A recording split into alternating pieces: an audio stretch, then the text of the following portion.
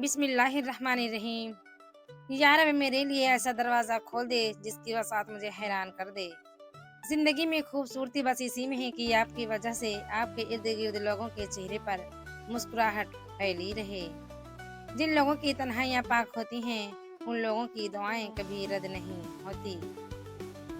जब नज़र बदल जाती है, तो नज़ारा भी बदल जाता है।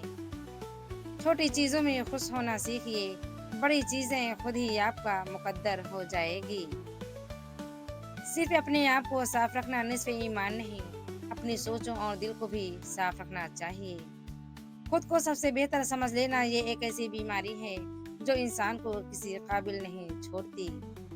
रिश्ते मोहब्बतें वही अच्छी और वफादार होती हैं जो अल्लाह की तरफ से अता की जाएं। दुनिया की सारी चीजें ठोकर लगने से टूट जाती हैं, मगर सिर्फ इंसान वह चीज है जो ठोकर लगने के बाद बनता है। अपने अखलाक और अपने किरदार को हमेशा उम्दा रखो, क्योंकि इससे खून और खानदान की पहचान होती है। दूसरों के लिए दुआ करने से वही दुआ आपके हक में जाती है। तौबा करने वालों की सोहबत में बैठा करो, क्योंकि वो सबसे ज्यादा नर्म दिल होते हैं। लोगों के ऐबों से इस तरह गाफिल हो जाएं जैसे नींद के वक्त आप दुनिया से गाफिल हो जाते हैं। लंबी उम्मीदों से दूर रहा करो, क्योंकि वो तुम्हारे पास मौजूद नेमतों को हकीर बना देती हैं। सुकून इंसान का कमाल नहीं, बल्कि रफ़ी अता है। किसी नेक अमल की तौफीक मिल जाना ही कबूलियत की निशानी है।